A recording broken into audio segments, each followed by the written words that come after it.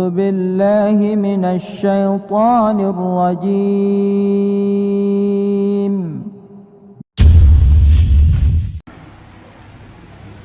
Ma'asyiral muslimin yang dimuliakan Allah Subhanahu wa taala.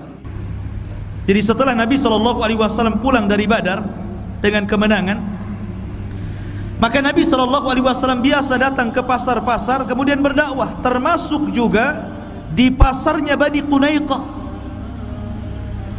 Tiba-tiba ada orang Yahudi menyamperi Nabi SAW, kemudian mengatakan, "Ya Muhammad, la yaghurrannaka min nafsika innaka qatalta nafara min Quraisyin li'annahum la ya'rifuna al-qital annaka law qataltana la arafta annana ahlal qital."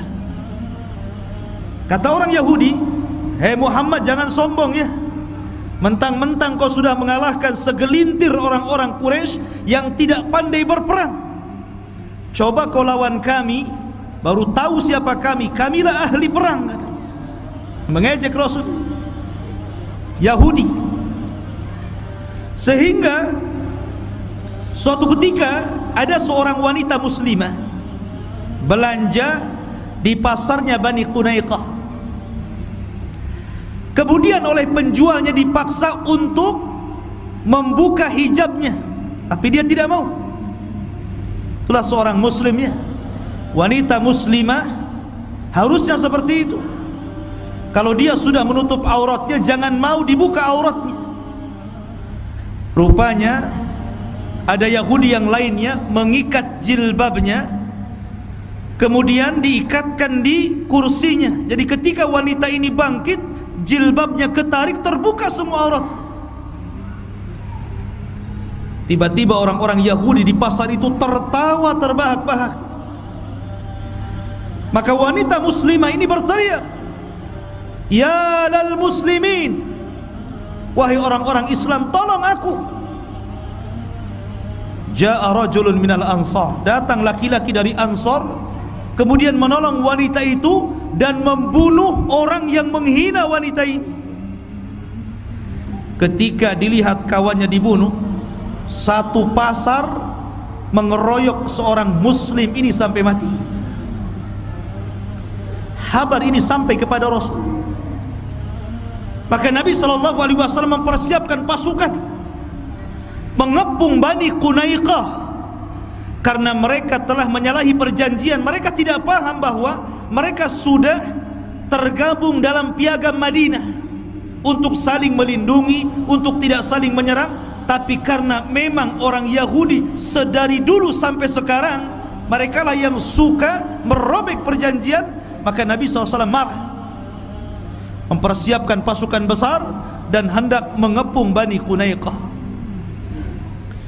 Di tengah jalan inilah Abdullah bin Ubay bin Salul, tokoh munafik, menarik-narik Rasul dan mengatakan, "Ya Rasulullah, masa gara-gara satu orang yang meninggal pun akan membunuh satu kabilah? Maafkan mereka." Kata Rasul, "Tidak, saya tidak akan memaafkan mereka." Tapi terus orang-orang munafik ini menggembosi Rasul, sampai akhirnya Nabi SAW pun memaafkan mereka dengan syarat mereka harus keluar dari Madinah. Rasul mengatakan, "Keluar kalian dari Madinah, ajak keluarga kalian, anak-anak kalian, istri-istri kalian, dan kami tidak akan mengambil harta kalian. Keluar kalian." Maka diusir orang-orang Yahudi. Akhirnya mereka keluar dari Madinah, dan belakangan mereka juga banyak yang meninggal karena penyakit yang menimpa mereka. Ma'asyiral muslimin yang dimuliakan Allah Subhanahu wa taala, ini di antara kejadian-kejadian sebelum perang Uhud. Di sisi lain, ketika orang-orang Quraisy, orang-orang kafir Quraisy pulang ke Mekah, maka mereka sedih ikhwan, karena kalah. Bukan hanya kalah, para pembesar-pembesar mereka semuanya mati di perang Badar. Abu Jahal, Umayyah, kemudian juga Uqbah, Al-Walid, banyak meninggal semua pembesar-pembesar Quraisy itu. Sehingga akhirnya kemudian Abu Sufyan pun bersumpah kepada Allah Subhanahu wa taala, alla yamussa ra'sahu wa jasadah, dia tidak akan menyentuh kepala dan jasadnya sampai dia bisa balas dendam dengan pasukan Rasul. Kemudian dia pun membuat pasukan-pasukan kecil. Abu Sufyan ini membuat pasukan-pasukan kecil untuk mengacau. Di malam hari mereka berangkat dari Mekah menuju Madinah. Kalau berjumpa dengan seorang muslim satu dua, dibunuh, dibakar kampungnya, dibakar kebunnya. Akhirnya Nabi SAW marah. Maka ketika itulah kemudian Nabi SAW berusaha untuk melindungi penduduk Madinah. Sampai akhirnya ketika ada kafilah dagang dari Mekah menuju Syam, mau tidak mau harus lewat Madinah karena tidak ada rute lain. Sementara mereka tahu bagaimana ancaman Rasul dan para sahabat. Ketika itu kafilahnya adalah milik Safwan ibn Umayyah. Maka kemudian diarahkan agar jangan lewat rute itu, karena kalau rute itu pasti akan diserang oleh Nabi dan pasukannya. Maka mereka mencari rute lain. Jadi tembus ke padang pasir, kemudian menjauhi rute Madinah, kemudian mengarah ke Syam. Rasul mendengar ada kafilah dagang.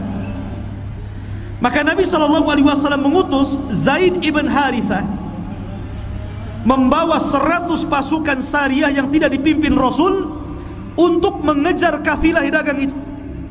Dan subhanallah, akhirnya terkejar juga. Kemudian orang-orang Quraisy tunggang langgang pulang ke Mekah dan kafilahnya dirampas dan dibawa ke Madinah. Mendengar ini, maka penduduk Mekah semakin marah. Dari sini menunjukkan penyebab perang Uhud itu dua. Pertama, karena dendam kekalahan mereka di perang Badar. Karena di perang Badar inilah banyak pemimpin-pemimpin mereka mati. Yang kedua, mengamankan rute perjalanan mereka dagang ke Syam. Makanya Allah Subhanahu wa taala berfirman, li'ila fi Quraisyin ila fihim rihlatasy syita'i was-sayf. Kebiasaan orang-orang Quraisy itu berdagang di musim dingin dan panas ke Yaman atau ke Syam, sementara rute Syam itu harus melalui jalur Madinah. Kalau terus-terusan seperti ini, maka mereka bisa bangkrut. Mereka tidak bisa berdagang kalau setiap kemudian kafilah datang dari Mekah menuju Syam atau sebaliknya diserang oleh pasukan Rasul. Apa yang terjadi dengan perekonomian kami? Maka Abu Sufyan kemudian bangkit menjadi tokoh besar mereka, berani mendanai, mengajak kabilah-kabilah yang berdekatan dengan Quraisy untuk menyerang Madinah. Maka disiapkanlah pasukan besar, 3.000 pasukan dipimpin oleh Abu Sufyan, berangkat dari Mekah menuju Uhud. Dan Uhud itu gunung. Dia bukan satu gunung, ada gunung-gunung kecil. Nanti namanya ada bukit-bukit kecil, namanya Bukit Rumah atau Ainain, yang kelak akan dihuni oleh para pemanah Rasul. Dan gunung Uhud itu sangat mencintai Rasul. Nabi SAW pernah bersabda tentang gunung Uhud ini. Kata Nabi SAW, ketika Nabi SAW bersama Abu Bakar dan Umar naik ke atas gunung Uhud bersama Uthman, tiba-tiba gunung itu bergoncang. Maka Rasul mengatakan, diamlah wahai Uhud, sesungguhnya di atas kamu ada syahidaini, 2 orang yang mati syahid, dan ada siddiqun, maksudnya Abu Bakar Siddiq radhiyallahu anhu. Dan Uhud yuhibbuna, sangat mencintai kami, wa nuhibbuhu, dan kami mencintainya. Ma'asyiral muslimin yang dimuliakan Allah Subhanahu wa taala, ketika kemudian mereka sampai di Bukit Uhud, mereka sudah sampai itu dengan pasukan besar dipimpin Abi Sufyan dan jenderalnya Khalid ibn Walid. Khalid bin Walid belum masuk Islam. Dan subhanallah, tidak ada wanita yang mampu melahirkan seperti Khalid. Setelah dia masuk Islam, tidak pernah terkalahkan setiap peperangannya. Tapi sayang ketika itu dia menjadi jenderalnya orang-orang Quraisy. Lah ketika Nabi SAW mendengar dari jasus bahwa orang-orang Quraisy ini bawa pasukan banyak nih, 3.000. Sementara Nabi SAW belum banyak pasukan, hanya 1.000 saja dia bawa. Itu pun yang 1.000 banyak ditolak. Sedikit saya ingin mengkisahkan beberapa anak-anak muda yang ditolak oleh Nabi SAW ketika perang Uhud ini. Alasannya kenapa? Alasannya nggak cukup umur. Pertama, Abdullah bin Umar, dia datang kepada Nabi SAW meminta untuk ikut serta di perang Uhud. Alasannya sudah di Badar tidak ikut, maka di Uhud masa tidak ikut lagi. Maka Rasul menolak Abdullah bin Umar. Kenapa? Karena usianya ketika itu belum balik, di bawah 15 tahun. Tapi setelah 15 tahun Rasul mengizinkan Abdullah bin Umar untuk terlibat di perang Khandaq. Nanti kita akan kisahkan perang Khandaq. Kemudian juga kondisi yang sama yang ditolak oleh Rasul adalah Usamah bin Zaid, karena masih kecil, belum dewasa. Kemudian Bara ibn Azib, itu pun ditolak Rasul. Kemudian Zaid ibn Thabit, itu pun ditolak Rasul. Kemudian Umair ibnu Abi Waqqas, saudara daripada Sa'd bin Abi Waqqas, ditolak juga oleh Rasul karena masih kecil. Kecuali Rafi' ibn Khadij. Rafi' ibn Khadij ini, ikhwafidin dimuliakan Allah Subhanahu wa taala, pada awalnya ditolak. Tetapi datang bapaknya dan mengatakan, "Ya Rasulullah, anakku si Rafi' ini ahli memanah, pakai saja dia." Akhirnya karena bapaknya memberikan rekomendasi, Rasul menerima Rafi sebagai pasukan. Ketika Rafi ini Ibn Khadij diterima oleh Rasul, cemburu nih Samurah bin Jundab ini. Samurah bin Jundab itu usianya 15 tahun, dia pun ditolak. "Ya Rasulullah, kenapa si Rafi diterima, saya enggak? Sesungguhnya kalau aku bergulat dengan Rafi, aku bisa mengalahkan dia. Harusnya aku lebih diterima daripada dia. Kenapa kau tolak aku?" Kata Nabi SAW, "Ya sudah, kalau begitu kau ikut saja." Lihat, ini usia 14 tahun, 15 tahun loh ya. Ini ABG ini. Tapi lihat dia luar biasa syajaahnya, kekuatannya, keberaniannya untuk berperang, bukan tawuran ya. Perang. Tawuran pula, gara-gara kalah bola tawuran. Ada yang diketuk palu kepalanya, enggak syahid itu, dijahit yang ada. Ya. Jadi ikhwafidin muliakan Allah Subhanahu wa taala, ini anak-anak muda yang luar biasa. Mereka dijanjikan oleh Allah Subhanahu wa taala. Lah perang Uhud ini memang perang yang luar biasa karena memang banyak yang mati syahid. Korban dari pasukan Nabi SAW jauh lebih banyak dibandingkan korban dari pasukan orang-orang kafir. Baik, sebelum saya masuk bagaimana perangnya Rasul, saya ingin menjelaskan kepahlawanan beberapa para sahabat di perang Uhud. Pertama, Mus'ab ibn Umair, karena dia pembawa bendera. Mus'ab bin Umair ini pembawa bendera dalam peperangan.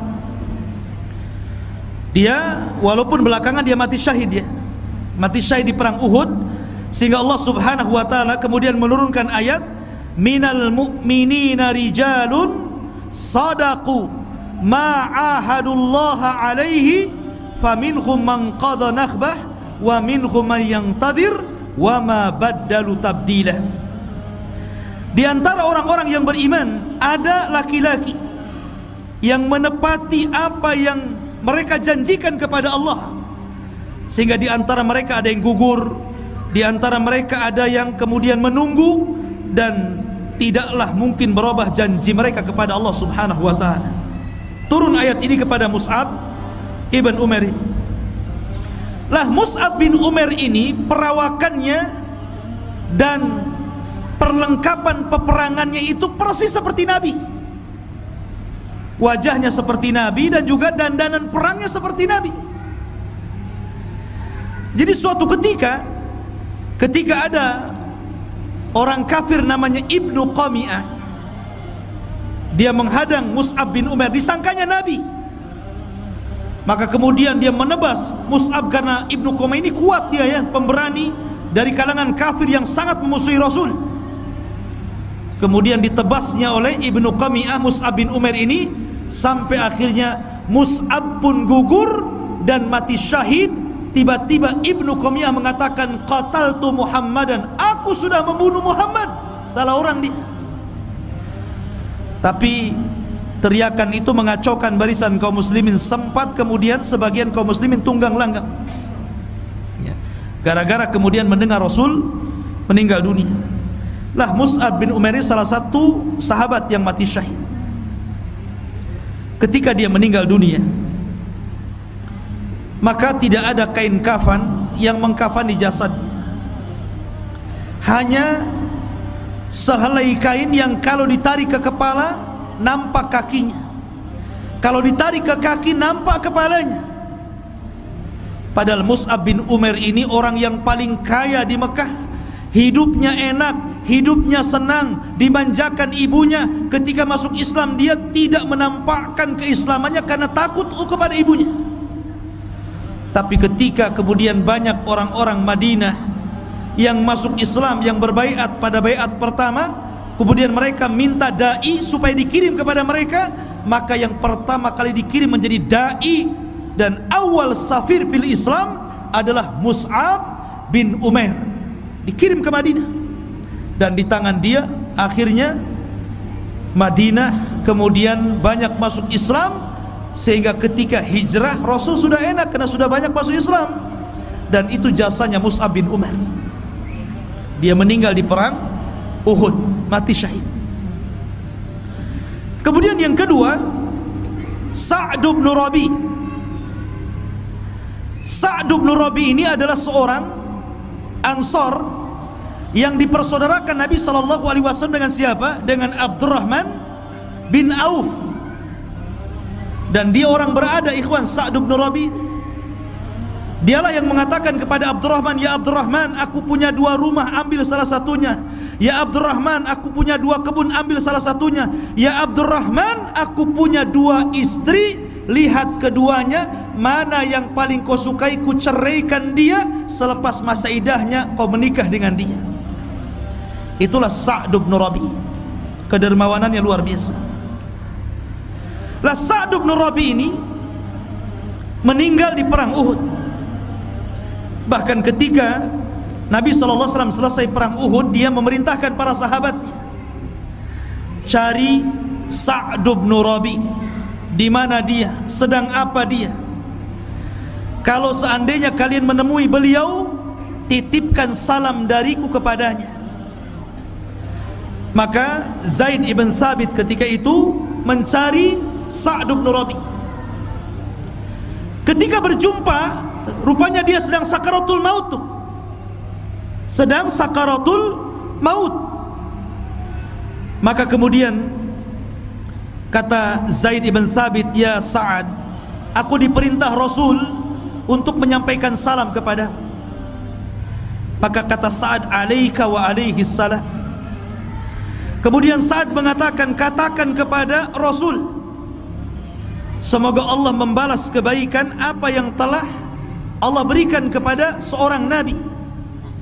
Dan katakan kepada Ansar, lihat pesannya dia kepada Ansar, katakan kepada kaumku Ansar, la udhra lakum indallah in khulisa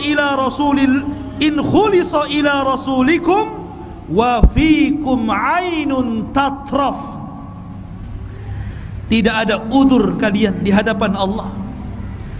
Jika Nabi SAW tidak selamat sementara kalian selamat, tidak ada udzur, tidak ada alasan untuk beralasan di hadapan Allah ketika Nabi kalian gugur sementara kalian selamat. Ini perkataan yang sangat dalam, ikhwan, dari Sa'd bin Rabi, dan beliau wafat di perang Uhud. Kemudian juga kisah yang ketiga, kisah Abdullah bin Haram, dan ini pernah saya kisahkan. Abdullah bin Haram, orang tua renta yang tidak layak jihad tapi hatinya dicintai dengan jihad. Abdullah bin Haram, ayahanda Jabir bin Abdullah radhiyallahu anhu. Dia datang kepada Rasul, mendaftarkan dirinya untuk jihad di Uhud. Ketika itu Jabir datang kepada Rasul, "Ya Rasulullah, jangan kau izinkan bapakku. Dia sudah tua, tidak mungkin dia memegang senjata." Akhirnya Nabi SAW memanggil Abdullah bin Haram, kemudian dihadapkan dengan Jabir putranya, dan mengatakan, "Ya Abdullah, anakmu menginginkan agar engkau tidak ikut perang." Maka marah ini Abdullah bin Haram, walaupun sudah tua renta. Dia mengatakan, "Ya Jabir, laulal jannah la afartuka iya." Kalau bukan karena surga, saya siap meninggalkan posisiku. Tapi ini masalahnya surga, saya nggak mau. Dari situlah kemudian Abdullah bin Haram diilhamkan bahwa dia orang yang pertama kali mati syahid. Dan subhanallah, betul, dia orang yang pertama mati syahid di perang Uhud. Kemudian ketika selesai peperangan, Jabir bin Abdullah mencari-cari jasad bapaknya dan sangat sedih ketika melihat bapaknya mati syahid. Karena itu orang tua satu-satunya sudah tidak punya ibu lagi, sementara Jabir memiliki adik-adik yang sangat kecil-kecil. Dalam riwayat adik-adiknya itu 9, masih kecil-kecil, dia laki-laki sendiri yang paling tua.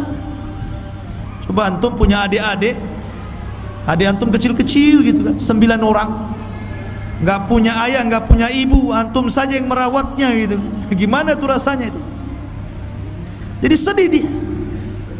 Maka melihat kesedihan itu, Nabi SAW lewat dan mengatakan, "Ya Jabir, tabki aw la tabki?"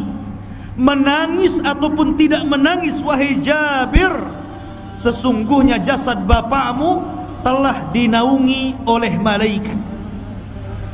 Padahal Uhud itu tidak ada pohon, tapi bapaknya dinaungi oleh awan yang dibawa malaikat. "Ya Jabir, tabki aw la tabki? Laqad kallama Allahu abaka kifahan bila turjuman." Wahai Jabir, menangis ataupun tidak menangis, sesungguhnya Allah telah mengajak bicara dengan bapakmu tanpa ada penerjemah. Kapan itu? Ketika Abdullah bin Haram meninggal dunia di perang Uhud. Tiba-tiba dia sadar sesaat. Kemudian dia mendengar suara Allah berfirman kepadanya, "Ya abdi tamanna." Wahai hambaku, berangan-anganlah, bercita-citalah, memintalah kepadaku, aku akan beri. Maka kemudian ayahanda Jabir yang sudah mati kemudian dihidupkan sesaat ini. Dia mengatakan, "Ya Rab, inni atamanna an uqtal marratan thaniyan." Ya Rab, aku tidak berkeinginan apapun kecuali kau hidupkan kembali 2 kali aku, agar aku bisa mati syahid kedua kalinya. Tapi Allah mengatakan tidak mungkin orang meninggal hidup lagi. Maka kata Abdullah bin Haram mengatakan, "Kalau demikian, sampaikan kepada orang di belakangku, sampaikan kepada Jabir putraku, sampaikan kepada kaum muslimin bagaimana posisiku di hadapanmu ya Rabb." Subhanallah. Akhirnya Abdullah bin Haram meninggal dunia. Lah, Abdullah bin Haram ini juga punya kawan namanya Amr bin Jamuh, sama-sama sudah tua. Antum punya kawan, pastikan antum kawan banyak, tapi yang paling akrab itu ada 1-2 kawan antum, kemana-mana sama dia saja. Lah Abdullah bin Haram ini berkawan dengan Amr bin Jamuh, dan subhanallah perkawanan keduanya luar biasa. Setelah tua keduanya ke masjid berdua, baca Quran berdua, ngaji berdua, ibadah berdua terus seperti itu. Abdullah bin Haram dengan Amr bin Jamuh ini. Nah, harusnya begitu ya. Antum nanti kalau sudah tua cari gebetan antum. Siapa yang bisa diajak ibadah ke masjid berdua? Jadi harus ada lawannya. Lah rupanya Amr bin Jamuh juga kurang lebih. Dia pun mendaftar perang di perang Uhud, sudah dicegat sama anaknya, nekat juga. Sementara Amr bin Jamuh ini sudah pincang, tidak sanggup berjalan. Dia pincang orangnya, nggak bisa berjalan. Maka kata anaknya, wahai bapak, wahai abi, Allah memberikan rukhsah kepadamu, kau tidak bisa berjalan. Macam mana mau perang? Lari saja tidak bisa ya. Tapi dia mengatakan di hadapan Rasul, ya Rasulullah, saya ingin meletakkan kedua kakiku di sorga. Saya ingin meletakkan kedua kakiku di sorga. Dari situ kemudian orang yang kedua yang meninggal di perang Uhud setelah Abdullah bin Haram adalah Amr bin Jamuh. Lah karena keduanya berkawan, maka Nabi SAW mengatakan kepada para sahabat, di antara sekian korban-korban yang mati di perang Uhud itu, kata Nabi SAW, Abdullah bin Haram dan Amr bin Jamuh kuburkan dalam satu lubang, karena keduanya berkawan karena Allah Subhanahu wa ta'ala. Oh, luar biasa ya. Walaupun sudah tua, semangat ibadahnya luar biasa. Kemudian juga kisah yang berikutnya, Handalah ibnu Abi Amir Ghasilul Malaikah. Handalah ini adalah sahabat yang dimandi besarkan malaikat. Handalah ikhwah fillah muliakan Allah Subhanahu wa ta'ala, dia sudah tahu di malam hari mau perang Uhud itu, dia sudah tidak tidur. Kemudian setelah sholat fajar, dia berkeinginan untuk menyusul Rasul dan pasukannya, tapi istrinya menahannya di rumahnya. Akhirnya namanya suami istri, sebelum pergi mengajak bercumbu. Kemudian dia pun melakukan hubungan intim bersama istrinya setelah subuh. Setelah dia kemudian melakukan hubungan, dia lupa junub, karena dia mendengar teriakan pengutus Rasul, ya khailullahir kabu, wahai kuda-kuda Allah, siapkan kalian, kita akan berangkat ke medan perang.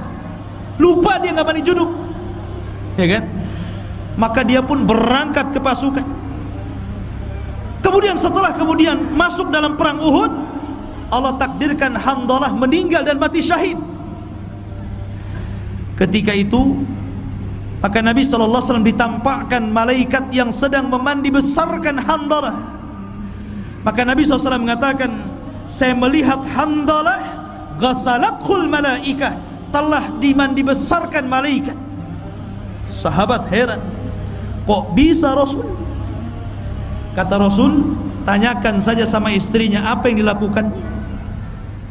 Maka para sahabat bergegas mendatangi istrinya dan bertanya, apa yang dilakukan Handalah? Maka istrinya mengatakan, Handalah selepas sholat fajar dia melakukan hubungan bersamaku, karena ingat, Handalah itu baru menikah masalahnya.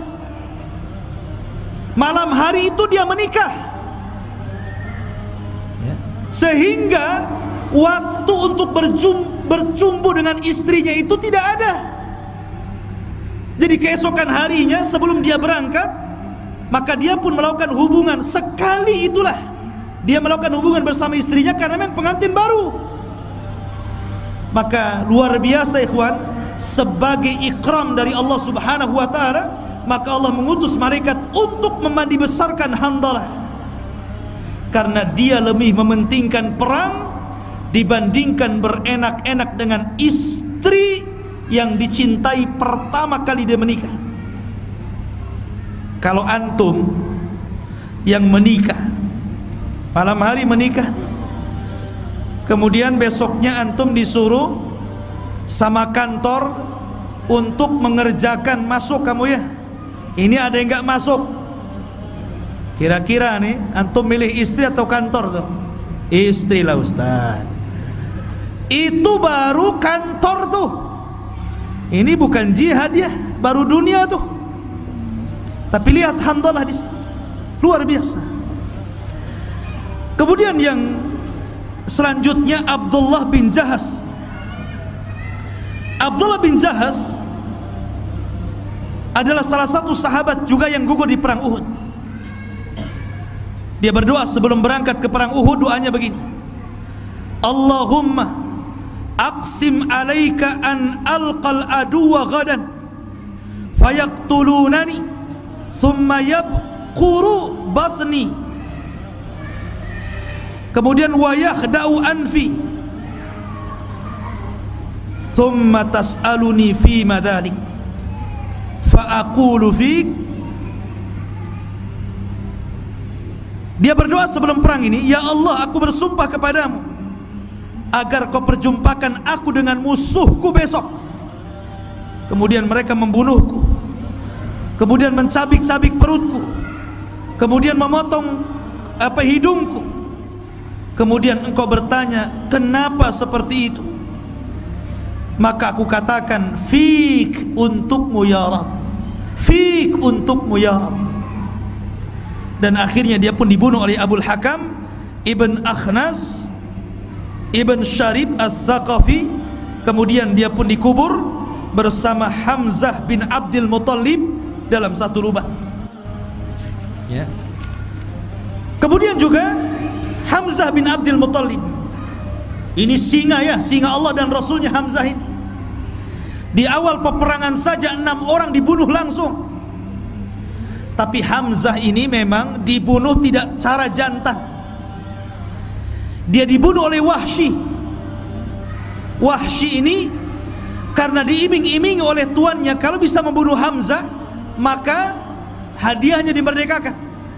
Akhirnya Wahsy ini karena tukang tombak, dia mengendap-endap tuh, dia hanya ingin membunuh Hamzah saja, tidak hendak terlibat dalam peperangan terlalu dalam. Hamzah tahu Wahsy ini membahayakan bagi dia, tapi Hamzah tidak mempedulikan Wahsy karena disangkanya siapa Wahsy, dia bukan apa-apa. Makanya kata para ulama, dalam peperangan tidak boleh ada keyakinan seperti ini. Jangan meremehkan siapapun. Boleh jadi yang meremehkan itu justru membunuh kita. Ketika Hamzah meremehkan Wahsy inilah, ternyata Wahsy pula yang kemudian menusuk Hamzah dari belakang. Dan sebab itulah Hamzah kemudian meninggal dunia. Kemudian dicincang oleh Hindun karena dia marah Hamzah lah yang telah membunuh keluarga Hindu. Lah ketika itu Wahsy pun belakangan masuk Islam kan, maka dia pun menyesal karena telah membunuh orang yang paling dicintai Rasul. Ketika Wahsy masuk Islam, Rasul tidak mau melihat wajahnya. Kenapa? Terkenang dengan perbuatan jahatnya kepada Hamzah. Makanya Nabi SAW mengatakan, ya sudah, kalau engkau masuk Islam silakan, tapi kalau ngaji paling belakang, jangan kau hadapkan wajahmu di hadapanku. Karena terkenang dengan Hamzah. Dari sinilah Wahsy ingin bertekad, kalau dulu pernah membunuh orang yang paling dicintai Rasul, maka dia harus membunuh orang yang paling dibenci Rasul. Maka dalam perang Yamamah dipimpin oleh Abu Bakar Siddiq radhiyallahu an melawan Musailamah al-Kadzdzab, maka dia balas kematian Hamzah dengan membunuh Musailamah al-Kadzdzab. Wahsy akhirnya berhasil membunuh Musailamah al-Kadzdzab. Kemudian juga kisah yang lain, itu kisah laki-laki, banyaklah kisah laki-laki. Sekarang kita lihat kisah perempuan. Ini khusus untuk ibu-ibu, pelajaran besar bu. Bagaimana seorang wanita di zaman Rasul. Di zaman Nabi SAW ada wanita namanya Ummu Imarah. Dengarkan bu ya, Ummu Imarah radhiyallahu anha. Kita tahu bahwa dalam perang itu ada seorang laki-laki kafir beberapa hari sengaja menggali parit, menggali lubang di sekitar Uhud itu, dengan keyakinan bahwa Rasul supaya masuk ke lubang itu. Dan subhanallah, keinginannya dikabulkan Allah. Ditakdirkan ketika Nabi SAW perang di Uhud, dia lupa dan tidak perhatian dengan lubang itu. Akhirnya Rasul terperosok ke dalam lubang itu. Maka Rasul pun dikeluarkan di lubang itu. Ditambah-tambah kemudian ada isu bahwa Rasul meninggal. Maka sahabat tunggang langgang. Ketika itu Nabi SAW hanya dilindungi oleh 7 Ansar dan 2 Muhajirin, Talha dan Sa'd bin Abi Waqqas, lebihnya orang-orang Ansar. Sementara Rasul dikepung oleh orang-orang Quraisy. Maka Ummu Imarah ketika itu wanita satu-satunya kebetulan berada di tengah-tengah peperangan. Melihat dia ke kanan Nabi SAW sedang dikepung, maka dia melihat ada orang musyrik yang hendak memukul Rasul dari belakang dengan pedangnya. Dia lari. Setelah lari, kemudian dia langsung melesat dan membelakangi Nabi SAW, dan punggungnya menjadi benteng bagi tubuh Rasul. Bayangkan, Ummu Imarah badannya, punggungnya dijadikan tameng. Ketika seorang musyrik mengayunkan pedangnya, Anda bisa bayangkan kalau pedang mengenai badan Anda, tercabik-cabik itu. Ummu Imarah. Tapi subhanallah, Ummu Imarah tidak meninggal dunia. Dia masih tetap hidup 20 tahun setelah perang Uhud itu. Cuman dia pingsan saja, tapi habis belakangnya ditebas-tebas musuhnya. Sehingga Nabi SAW mengatakan, "Ya Umma Imarati, alla tatiqin." Wahai Umma Imarah, engkau tidak akan kuat. Engkau tidak akan kuat. Tapi dia mengatakan, "Aku kuat Rasul, aku kuat. Utiq thumma utiq." Aku kuat wahai Rasul, aku kuat wahai Rasul. Walakin uridu murafaqaka fil jannah. Rasul, biarlah aku seperti ini. Aku hanya satu, tolong jadikan aku temanmu di sorga. Maka kemudian datang anaknya Ummu Imarah dan mengatakan, "Ya ummi, wahai ibuku." Kata Ummu Imarah, Da'ni, tinggalkan aku. Idhab ila Rasulillah sallallahu alaihi wasallam fa innahu aula bil inqadhi minni. Karena Nabi sallallahu alaihi wasallam lebih berhak untuk engkau tolong daripada aku. Lihat bagaimana keberanian Ummu Imarah. Luar biasa menolong agama Allah. Menolong agama Allah padahal berat sekali tanggungan dia. Tapi kalau untuk agama Allah tidak berat bagi dia. Bagi anda ibu-ibu yang melaksanakan sunnah Nabi SAW, berusaha untuk memakai jilbab, menutup aurat, berbuat baik kepada suaminya, senantiasa beribadah di rumahnya, apa yang tidak kuat bagi anda? Lihat Ummu Imarah, nyawa dia taruhkan. Bahkan ada Ummu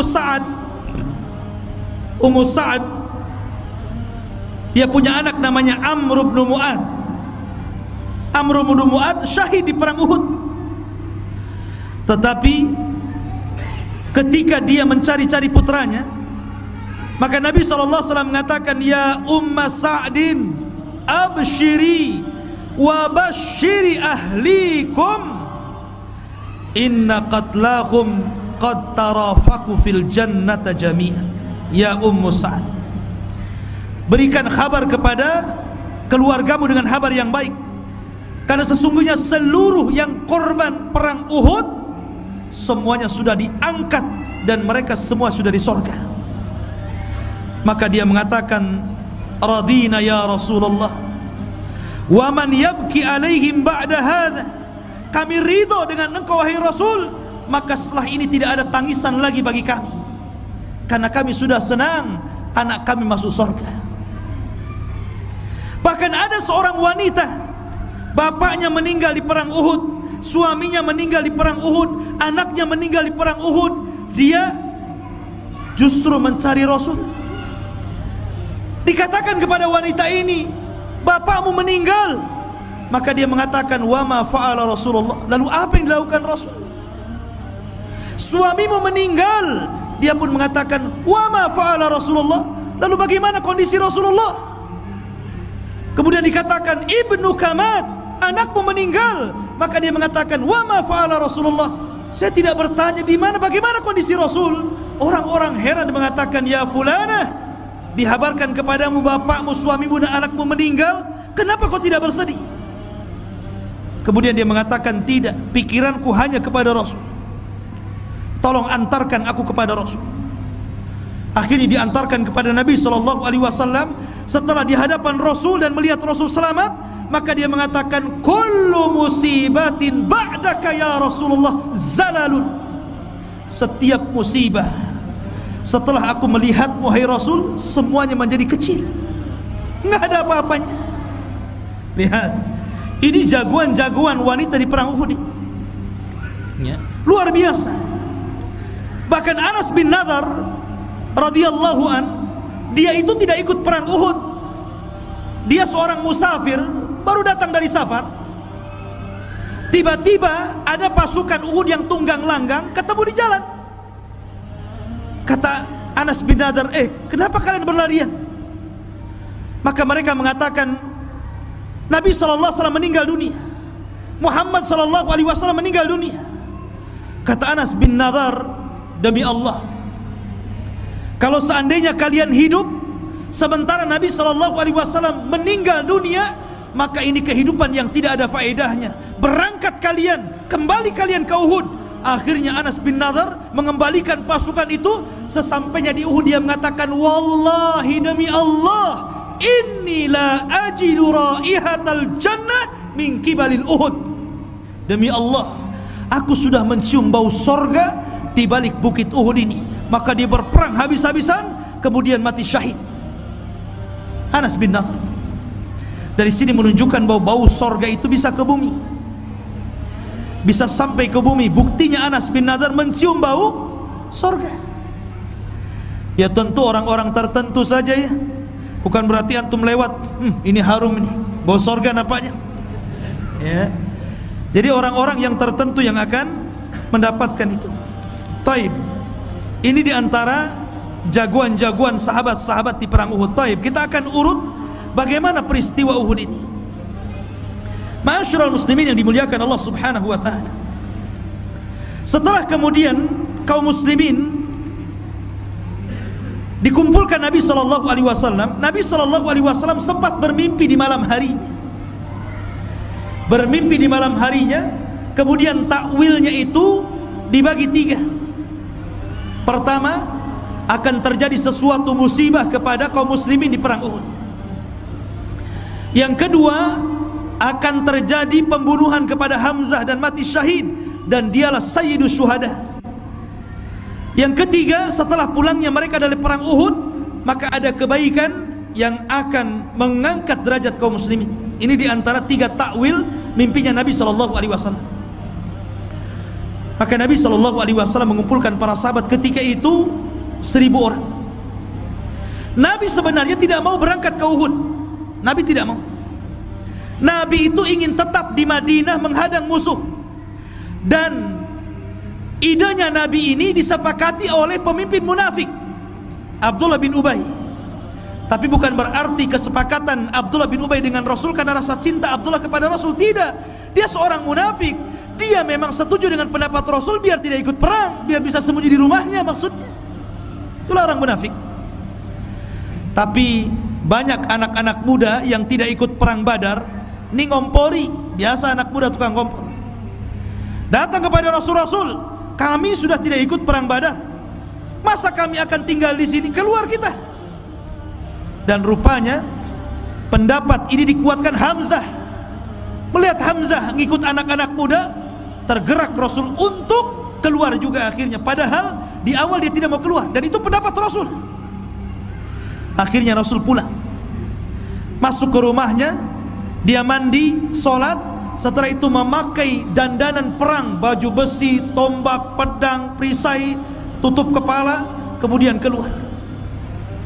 Rupanya ikhwan, setelah dia keluar, ada seorang sahabat, dua orang sahabat dari Ansar menemui Nabi SAW dan mengatakan, ya Rasulullah, namanya Sa'd bin Mu'ad dan Usaid bin Hudhair. Jadi Sa'd bin Mu'ad adalah pemimpin Aus dan juga Khazraj. Kemudian Usaid bin Hudhair ma'ruf datang kepada Rasul dan mengatakan, ya Rasulullah, sebaiknya kau jangan terpengaruh dengan anak-anak muda itu.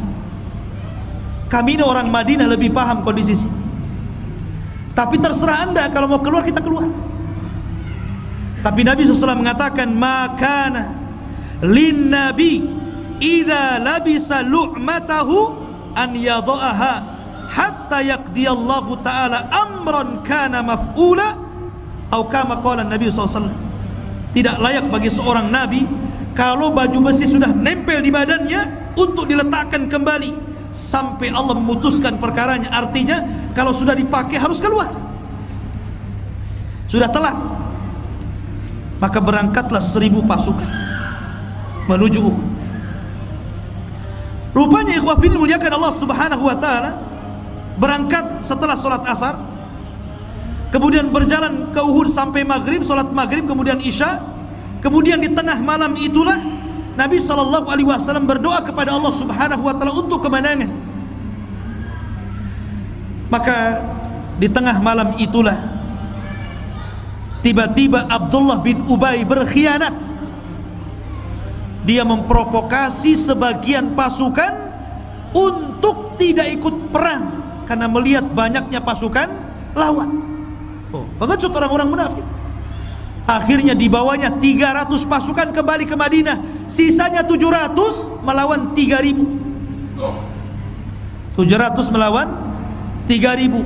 Maka tepat pada bulan Syawal di tahun 3 Hijriah. Kalau perang Badar bulan Ramadan, beda 1 bulan. Di tahun 2 Hijriah. Kalau perang Uhud 3 Hijriah di bulan Syawal, ada yang mengatakan hari Sabtu, ada yang mengatakan hari Ahad. Maka keesokan harinya Nabi SAW bergerak. Ketika itu melihat pasukan semakin sedikit, dari 1000 menjadi 700. Maka dua kabilah yang lainnya merasa ragu. Di antaranya adalah kabilah Bani Salamah dan kabilah Bani Harith. Mau pulang juga ikut Abdullah bin Ubay itu.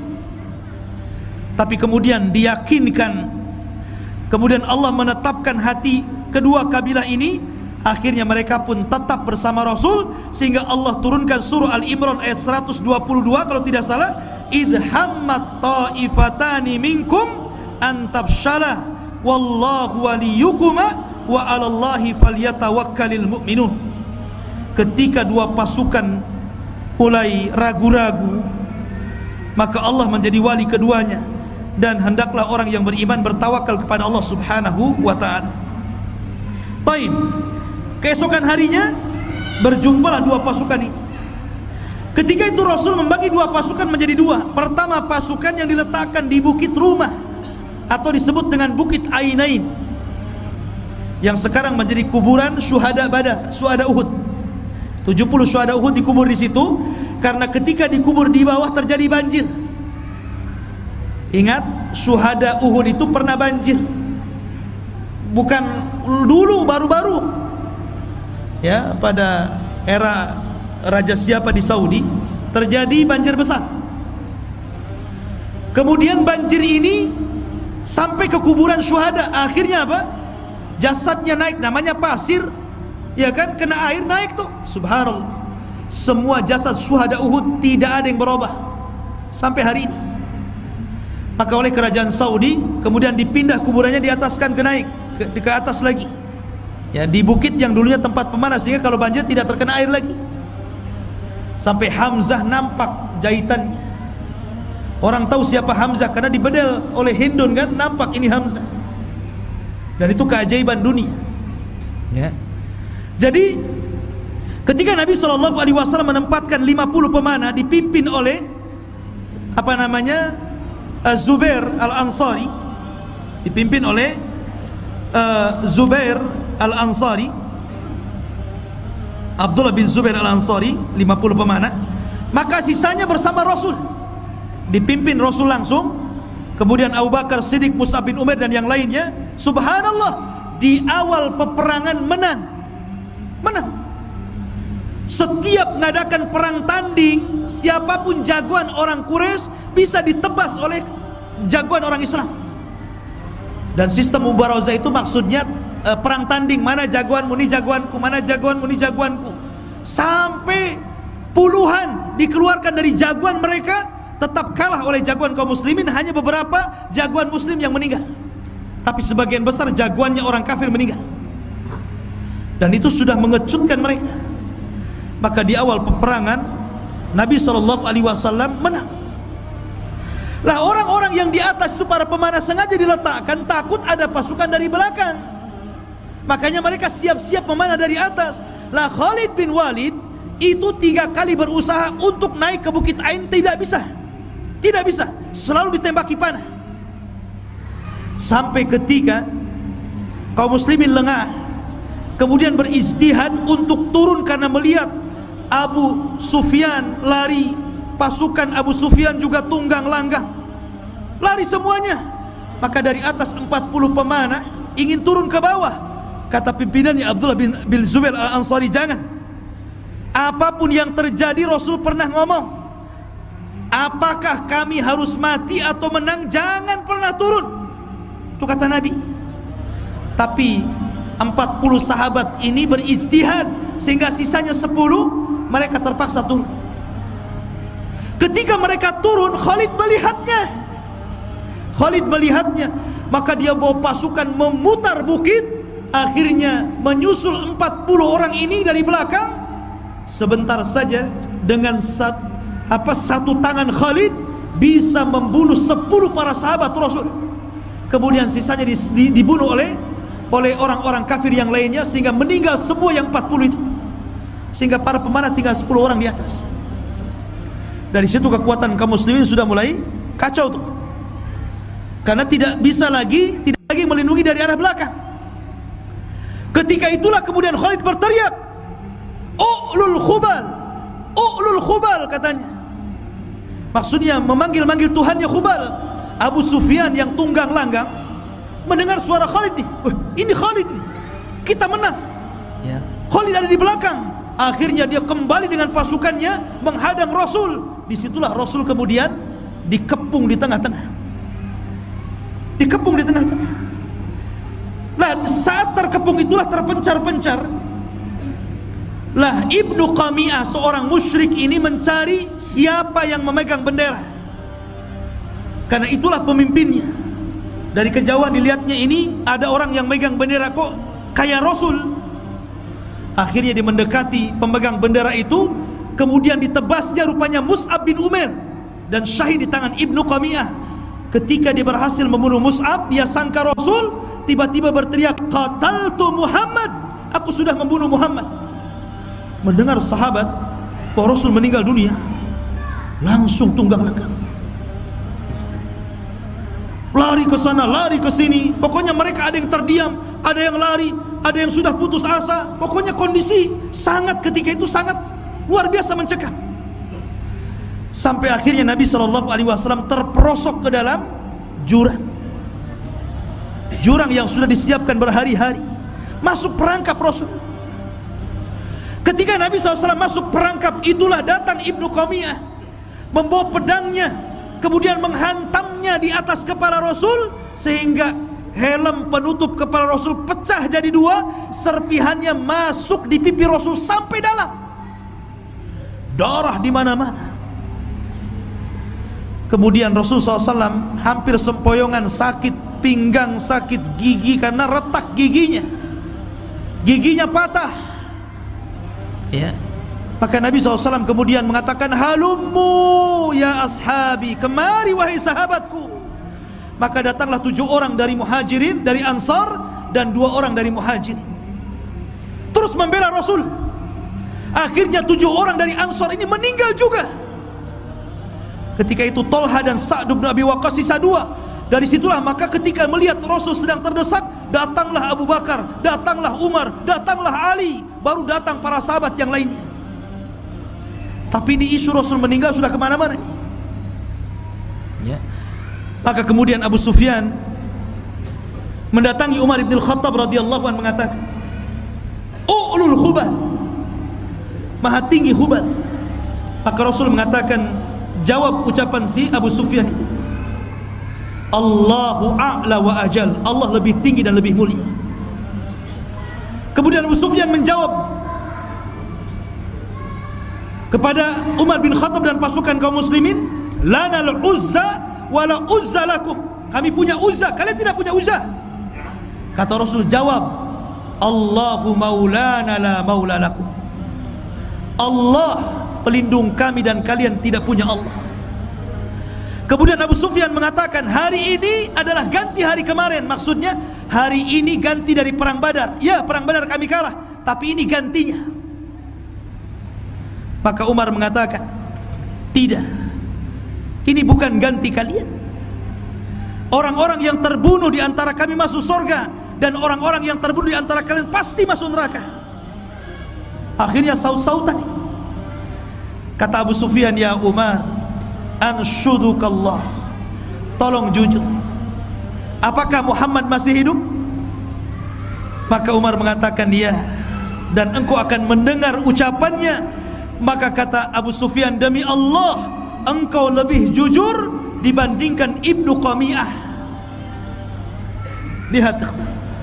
Maka Nabi SAW pun kemudian diselamatkan, naik ke atas gunung. Naik ke atas gunung. Sesampainya di atas gunung Uhud, Rasul sedang beristirahat. Serpihan besi itu nancap di pipi, nggak ada yang bisa mencabut. Abu Bakar Siddiq radhiyallahu anhu berusaha mencabutnya, tapi tidak bisa.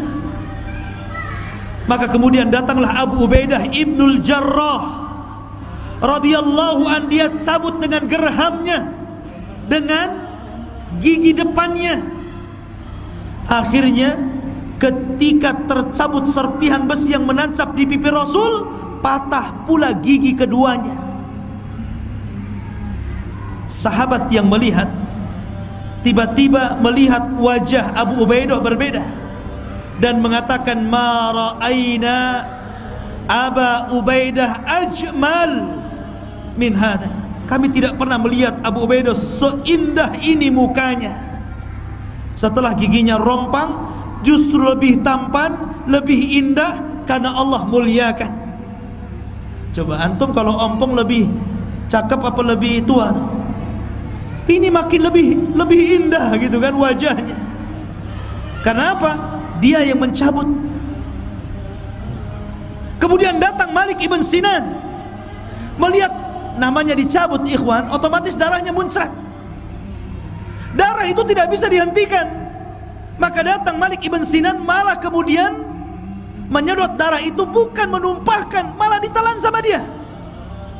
Ditelan darah Rasul. Kata Rasul, "Mujja ya Malik, muntahkan wahai Malik." La. Kata Rasul, "Mujja ya Malik, muntahkan ya Malik." La. Tidak mau muntahkan. Akhirnya Nabi SAW mengatakan, tidak akan mungkin tersentuh neraka orang yang darahnya bercampur dengan darahku, kata Rasul. Dari situlah kemudian datanglah wanita-wanita yang menolong Rasul. Datanglah Fatimah, datanglah Ummu Sulaim, kemudian merawat Nabi SAW. Luar biasa. Ya. Kemudian Nabi SAW pun diselamatkan dan pulang ke Madinah. Dari sini ikhwah banyak pelajaran besar di perang Uhud. Kekalahan akibat daripada penyelisihan para sahabat kepada Rasul. Makanya saya ingatkan dengan firman Allah Subhanahu wa taala, "Falyahdharil ladzina yukhalifuna an amri an tusibahum fitnah aw yusibahum adzabun alim." Hendaklah takut siapapun yang menyelisih perintah Rasul, pasti akan ditimpa fitnah kepada mereka atau adab yang pedih. Maka perang Uhud ini pelajaran besar. Kekalahan kaum muslimin karena mereka tidak menuruti perintah Rasulullah sallallahu alaihi wa ala alihi wasallam. Untuk mengakhiri cerita ini, ada satu kisah di perang Uhud. tentang seorang laki-laki yang membunuh dengan ganas dan gagah berani. Banyak kaum musyrikin tumbang di tangannya. Sahabat memujinya dan mengatakan, innahu min ahlil jannah ya Rasulullah. Rasul, pasti dia masuk surga. Tapi Rasul mengatakan, la, huwa min ahlina, dia termasuk penduduk neraka. Kemudian sahabat mengatakan, ya Rasulullah, dia sudah banyak membunuh musyrikun. Kata Rasulullah, kau lihat kematiannya, dia bukan mati karena syahid, tapi mati bunuh diri. Ketika tombak yang menancap di dadanya tidak kuat karena menahan rasa sakitnya, supaya cepat mati, akhirnya dia tancapkan sekalian biar cepat mati. Berarti dia bukan mati karena tombak musuh, tapi mati karena bunuh diri. Dari sini menunjukkan bahwa jihad itu karena Allah. Karena ada juga yang terlibat dalam perang ini orang yang tidak pernah sujud. Usairim namanya. Ada seorang yang namanya Usairim, seorang Yahudi. Dia ingin terlibat dalam perang Uhud, belum masuk Islam. Tapi setelah pertempuran dia berlangsung dan ikut perang, tiba-tiba dia bersyahadat kepada Rasul, bersyahadat kepada Allah, asyhadu an la ilaha illallah wa asyhadu anna Muhammadar Rasulullah. Kemudian dia mati syahid. Kata Abu Hurairah, maukah aku tunjukkan kalian kepada seorang yang tidak pernah sujud walaupun satu kali, tapi dia termasuk ahli sorga? Kemudian Rasul mengatakan, dialah Usairi. Usairi tidak pernah sujud tapi masuk sorga. Ya, luar biasa.